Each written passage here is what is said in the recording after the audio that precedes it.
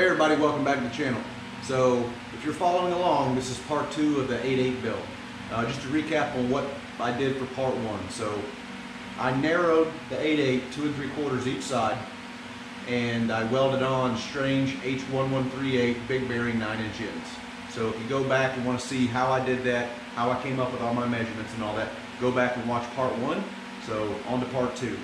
So part 2 will be the full brace kit from Team Z, and I'll kind of show you what that is. So it includes these side braces that bolt to the bottom of the housing and then weld to the tube. It includes this top brace that goes all the way across the center with this. And then what I'm adding is these adjustable lower control arm mounts. So now I'm going to show you how I'm going to go about tackling this brace kit and these lower control arm mounts. So the first thing that I did and I'm going to do is, so this top brace length is made so when it goes on,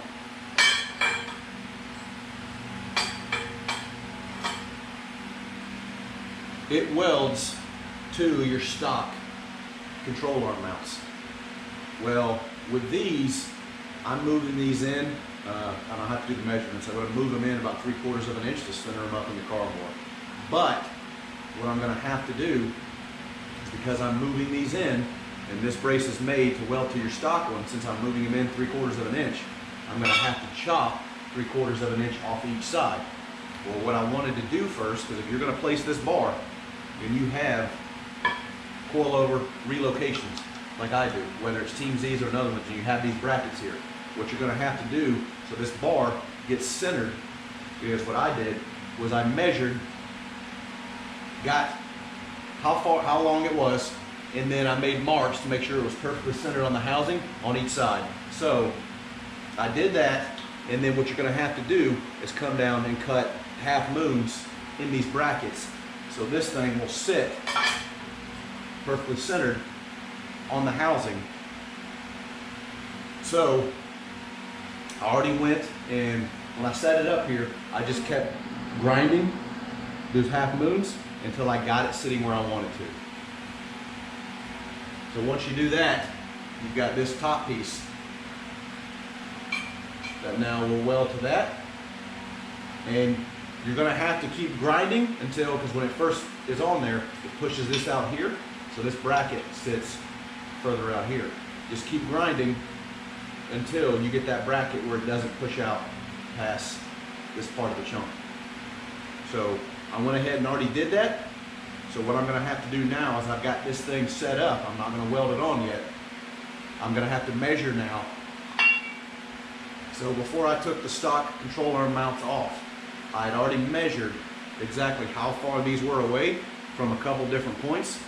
So now I'm going to have to keep that measurement and look at my notes, make those marks, and then move these 3/4 of an inch in just to make sure.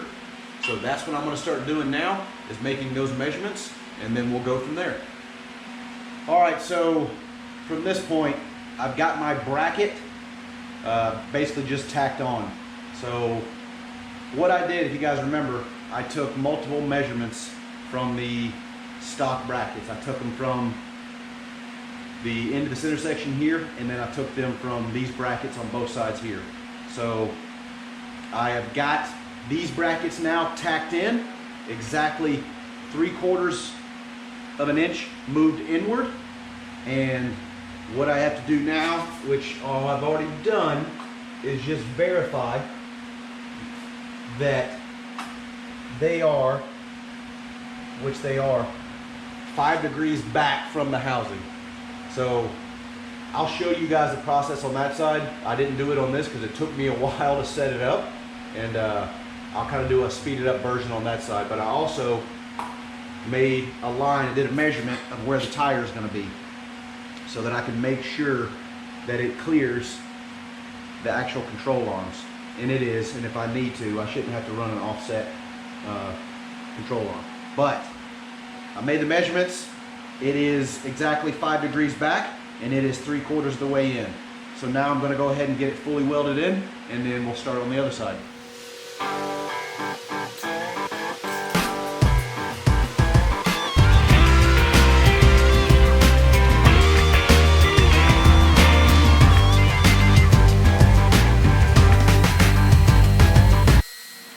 so I've got the other one already TIG welded on. Now I just have to do this side and make it match that one. So I've already got the measurements from that side, what I did. So I'm just going to transfer them and do it over here and get the same measurements and then confirm, and then try to get this welded in at that 5 degrees back again.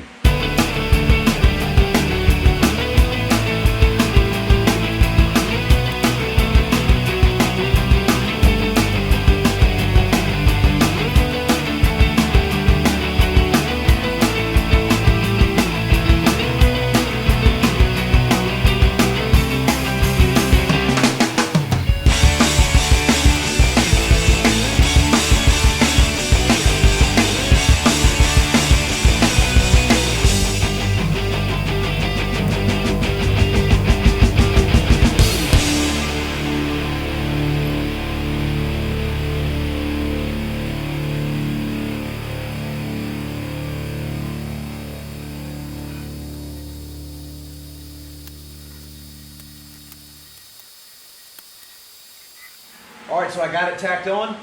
So now, before I fully weld it on, I'm just going to verify that it is where it should be.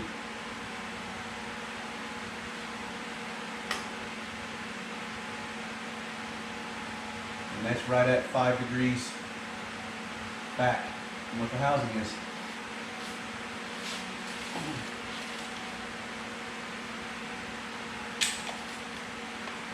And it didn't shift.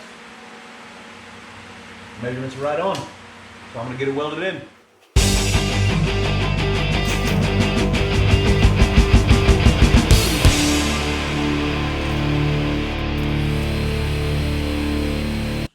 So I've got both adjustable lower control arm brackets TIG welded on. Now I've got to do these bracing bars. So these are kind of self-explanatory. The holes that are right here, you normally have that big counterweight or that weight that goes on the bottom.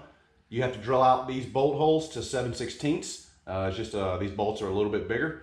And then these little mounting tabs, they came a little bit longer because I shortened mine, so I had to chop off maybe 1/4 of an inch off these. But I left them loose, so when I put them on, I'm going to put them on there, make sure they're level with the housing. There's no instructions of these. Do they need to be? Maybe not, but I'm going to make sure they're level, and then I'm going to go ahead and TIG weld them on. Side note too, so these bars, one is a little bit longer, maybe 3/4 of an inch longer than the other, and what I found was the longer one goes better, fits better on the driver's side. So hope that helps. I'll go ahead and get these in place and tacked in, and then I'll verify. So I got the side braces completely welded on, and they still are a little loose, so I can tighten them up. Now on to the last piece, which is this top brace. So as you saw earlier, this thing was made for stock link control arm, so I had to keep cutting it a little bit and grinding it and setting it in there till it fit flush on both sides of the control arm mount and sits back in that half moon shape that I cut into the coilover brackets. Once I did that, so you got this top piece or bottom, whatever you want to call it, the rear end's upside down, that welds to the chunk or whatever you want to call it. So what I did is once I got everything grinded down where it would fit, I went ahead and tack welded this thing to the bar because it's easier now for me to pull it out and weld completely around than you to get it on there.